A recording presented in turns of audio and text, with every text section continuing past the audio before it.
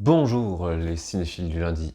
Aujourd'hui, on se retrouve pour parler du film de Thomas Caillet, Le règne animal.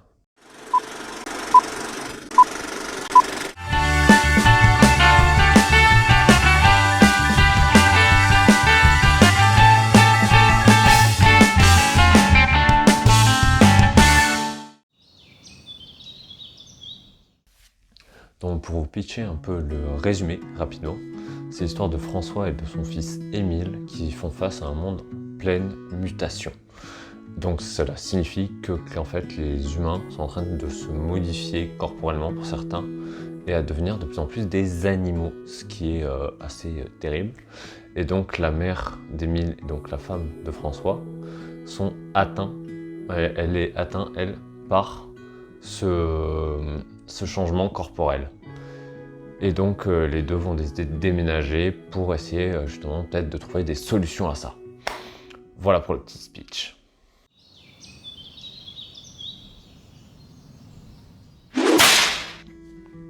Alors honnêtement, pour vous donner mon avis, et ça va être un peu très rapide, j'ai franchement, comme la plupart des gens, aimé ce film. Ce qui signifie que, honnêtement, je me voyais pas vous faire une vidéo sur ce film pour vous dire, ben écoutez, j'ai aimé, là la vidéo elle pourrait être finie. Ouais, je pourrais vous dire là de suite, comme les trois quarts des gens, allez-y, abonnez-vous, mettez un commentaire, mettez un like et vous pouvez y aller quoi. J'ai aimé ce film mais c'est trop rapide.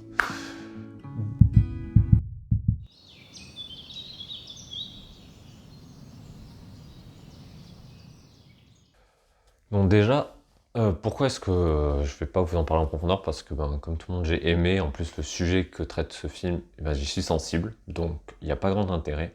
C'est pour ça que j'ai préféré plutôt parler déjà dans un premier temps du travail de l'équipe technique. C'est-à-dire donc vous montrer des backstage des monstres en fait et en discuter. Parce qu'en fait, Thomas Caillet, dans l'un des interviews qu'il a eu, en fait, il en discute et il faut savoir que c'est quelque chose de très intéressant parce que donc, le réalisateur Thomas Caillet, qui a réalisé Les Combattants, son premier long métrage, en fait là, dans ce cadre-là, il a décidé de mêler différents effets spéciaux. Et ça, de mon point de vue, après je connais peut-être pas encore des masses, mais je m'y connais un peu, c'est un truc qu'on voit de moins en moins, de mêler les effets spéciaux au cinéma. Souvent, il y a un choix d'effets spéciaux, ou après, c'est des choix de décors.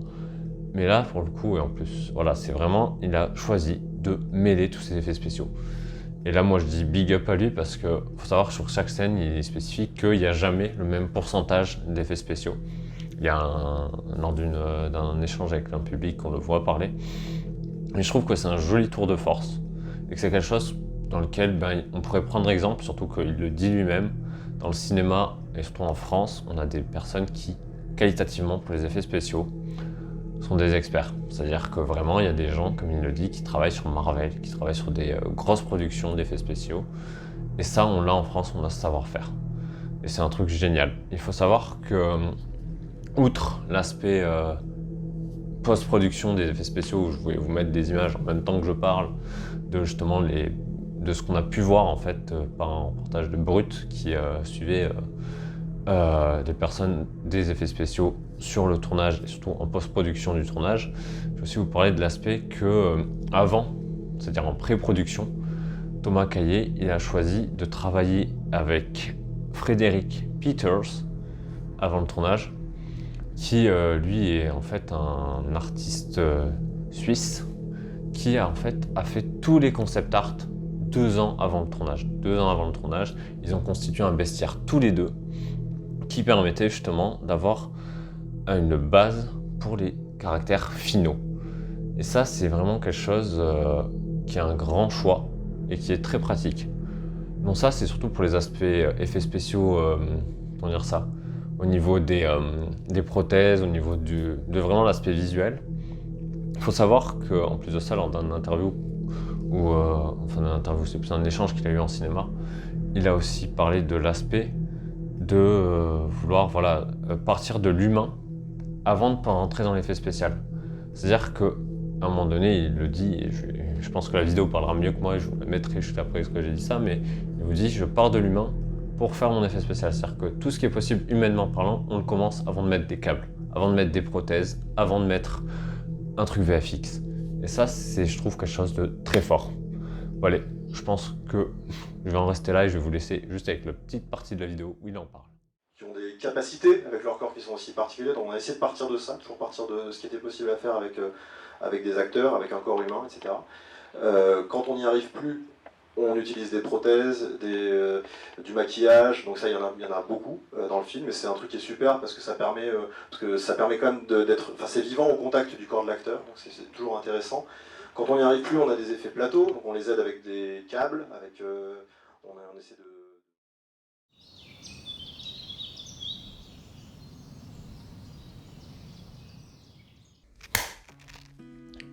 Bon, suite à cette vidéo, je vais vous parler du scénario.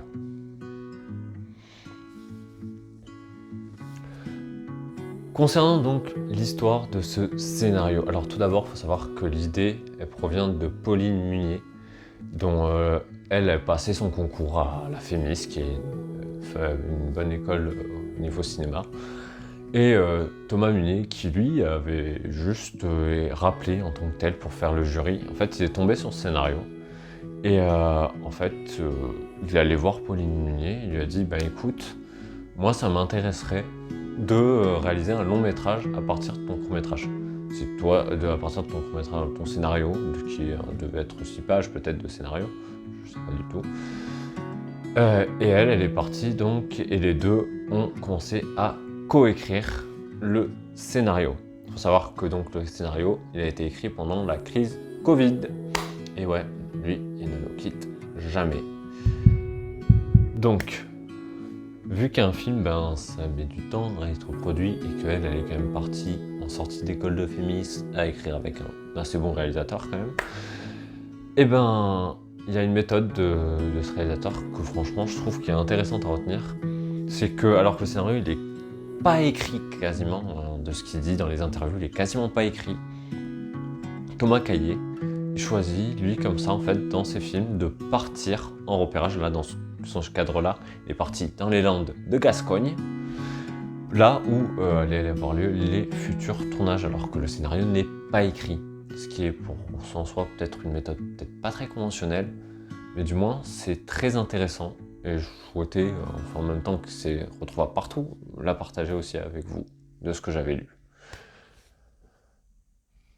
La suite maintenant, ça va être l'équipe technique. Et ça, je vous dis, c'est assez drôle.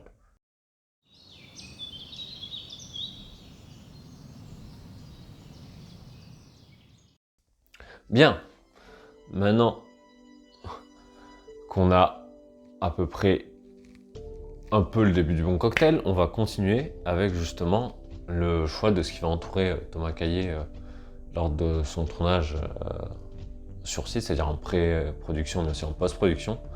Il faut savoir donc qu'on retrouve les mêmes personnes, du moins en gros postes qui sont figurent sur les pages des sites, sont d'accord, parce qu'une équipe technique, sinon vous allez voir le film, vous allez voir la fin et vous allez voir qu'il y a toujours beaucoup de monde. Mais on trouve tout d'abord David Caillet à la photographie, qui, il faut savoir, son frère est chef opérateur. Ça fait une belle famille, sachant qu'il s'est réorienté, les deux se sont réorientés, lui a fait Sciences Po, lui il avait été professeur, maintenant il est parti là-dedans, les deux sont partis dans le domaine du cinéma, ce qui fait une belle histoire. Et on retrouvera à la réalisation, au montage, pardon, parce que la réalisation c'est Thomas Caillet, et au montage Lilian Corbeil. C'est pas j'espère que c'est pas un petit-fils de Monsieur Poubelle, sinon c'est cadeau. Pour le premier rôle, c'est Paul Kircher, qui vraiment, lors d'un interview, ressemble énormément à son personnage. Si jamais j'étais seul dans la nature, qu'est-ce que je ferais? Et bon, même si Thomas Caillet, à ce moment-là, choisit de faire passer d'autres, parce que c'est le premier à passer au casting, il s'est dit ouais, celui-là je le retiens, mais au final, il en a fait quand même passer d'autres, il n'y a pas eu d'injustice, selon ses dires.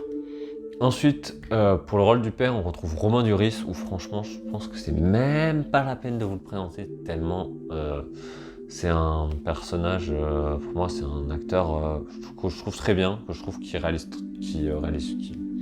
qui réalise un jeu d'acteur très bon et très juste, du moins dans ce film-là, je l'ai trouvé très juste. Et enfin, Adèle Exarchopoulos, je n'arriverai jamais à le prononcer, dans le rôle justement d'une policière qui va suivre l'enquête de la famille. Alors, j'ai une amie qui m'a dit qu'elle l'a trouvée un peu régulière dans ses rôles. Moi, de mon côté, je trouvais qu'elle était parfaite, qu'elle était collée au rôle, donc ça m'embêtait pas. Voilà, big up à toi, et big up aux autres, mais voilà. Maintenant, on peut parler un peu du budget.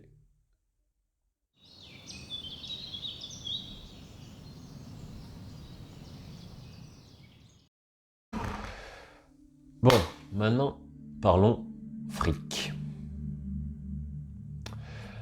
Alors, le film, il a été budgétisé entre 13 et 15 millions d'euros. Alors, on ne sait pas maintenant quel retour il a, parce que pour l'instant, il est encore en salle. Et évidemment, il a dépassé, enfin, à mes yeux, évidemment, ça semble tellement logique qu'il ait dépassé, mais il a dépassé que de 0,96 millions d'euros. Ce qui, franchement, ça va. Franchement, pour le résultat, ça va. Franchement, au niveau déplacement, ils peuvent être contents d'eux. Bien, maintenant, on va parler un peu du pratico-pratique, de l'histoire du tournage en lui-même.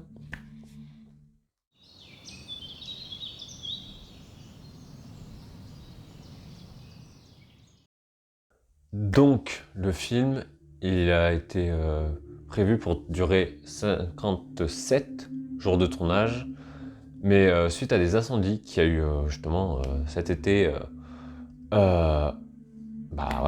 peux pas lutter contre le feu quand tu fais des tournages en extérieur, en prise réelle, enfin sur des sites réels en fait. Il tournait pas, lui il tourne en nature, donc il n'a pas pu échapper à ce genre de contraintes. Donc ce qui fait que ça a reporté des tournages jusqu'à 1 mois après, ce qui est un aléa vraiment galère pour lui, parce qu'il faut savoir que lorsqu'il a fini son film, il était à 3 jours de le présenter à Cannes. Ce qui veut dire qu'en fait, la version qu'ont eu les Canniens, ceux qui sont à Cannes quoi, bénéficie d'une fin que nous, qu'on voit en salle, qu'on ne verra pas, parce que c'est un épilogue. Et apparemment, ça laisse du suspense, du fait que oui, en effet, la fin laisse du suspense. Donc, ce qui est plutôt bénéfique, parce qu'au final, on a quand même la meilleure version. Nous, ceux qui sont en salle, peut-être que les Canniens ont eu un bonus, mais on a quand même la meilleure version que souhaite le réalisateur. Maintenant, on va parler d'un petit truc au niveau de la BO du film, qui je trouve, au niveau histoire, est plutôt assez intéressante.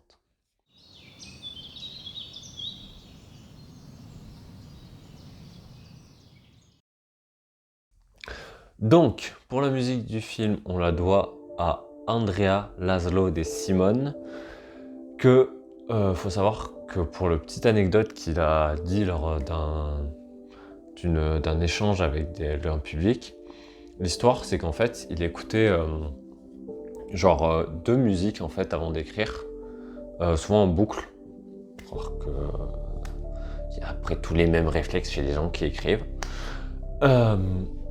Il écoutait donc ces musiques en boucle et il en écoutait une de Andrea, donc Laszlo de Simone.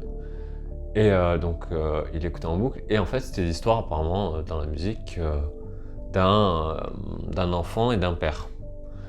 Et donc, il a décidé de le contacter. Lui qui n'avait jamais composé de musique pour un film se retrouve à composer donc une BO qui est, franchement, vous n'êtes pas obligé d'aller voir le film. Enfin, vous pouvez quand même, je vous le conseille, au vu de la qualité du film. Mais la BO, je l'ai réécoutée juste après avoir vu le film. Et franchement, je parle de la BO sonore, hein, on est d'accord. Je l'ai réécoutée juste après avoir vu le film. Et franchement, elle est très très très belle. Donc voilà, je vous invite vraiment à écouter Andrea Laszlo de Simone ou vous tapez le règne animal BO.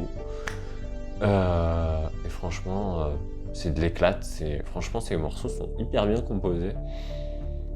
Et on ressent, ça aussi c'est un truc que je trouve hyper important dans les BO, c'est que tu peux ne pas avoir vu le film, que tu peux deviner l'ambiance qu'il y a dans le film. Bon, c'est le rôle d'une BO, mais pour moi c'est important. Voilà, donc maintenant, on va parler justement de comment a été reçu le film.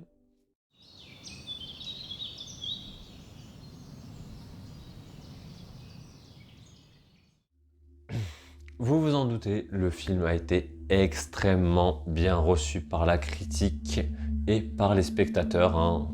Franchement, il n'y a rien à dire à ce niveau-là pour l'instant, à part s'il se met d'un seul coup à avoir un gros flop au niveau des spectateurs, parce que la critique souvent elle est déjà quand même assez bien comblée. Il a été présenté donc au Festival de Cannes en ouverture de Un Nouveau Regard, si je ne me trompe pas, qui montre bien en fait l'ambiance. Il faut savoir que vraiment lors de cette présentation, comme je vous l'ai dit, il y a 2 minutes de retiré, et que en ce moment même, il est parmi les 5 films qui représentent la France pour les Oscars du meilleur film international.